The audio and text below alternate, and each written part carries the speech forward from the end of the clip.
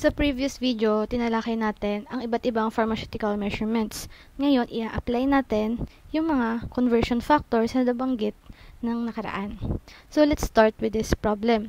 A pharmacist needs to divide 5 pounds of a crude drug into small packets, each containing 20 scruples.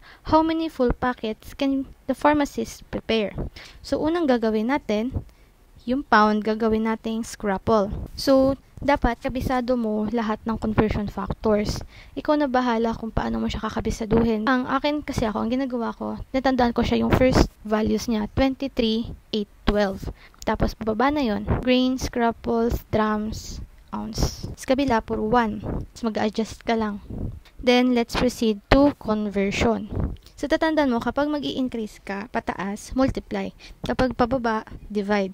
So, in this case, mag-multiply tayo. So, let's try. 5 pound times 12 ounce over 1 pound times 8 dram over 1 ounce times 3 scruples over 1 dram. So, dahil scruples ay nasa numerator natin, pwede tayo mag-stop at i-cancel ang similar units. Pag na-cancel na natin, let's proceed to multiplication.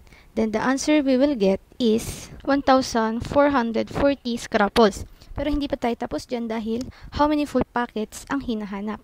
So yung 1,440 scruples, i-divide natin sa 20. Then makukuha nating sagot ay 72 full packets. Huwag niyong kakalimutan yung units. Dito sa next problem, ang sabi, a physician orders 14,400 minims of a medicinal liquid to be administered over several days. How many quarts of the liquid are needed to fill the entire order? So, ito ay apothecary fluid. So, kailangan kabisado pa rin natin yung conversion factor. Mas madali kasi kung nililist mo siya para hindi ka malito. Pero, nasa sayo na yun kung ano ang magiging diskarte mo. So, let's start. Same pa din, kapag mag-increase ka, multiply. Kapag magbababa ka, divide. So, meron tayong minims to quart. So, ito ay pababa. So, mag-divide tayo. 14,400 minims times 1 fluid dram over 60 minims times 1 fluid ounce over 8 fluid dram times 1 pint over 16 fluid ounce times 1 quart over 2 pint. So, mag-stop na tayo dyan kasi ang nasa numerator natin ay quart.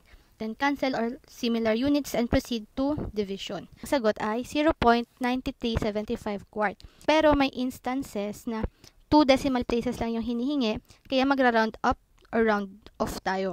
So, dahil katabi ng 3 ay 7, magra-round up tayo. 0.94 quarts.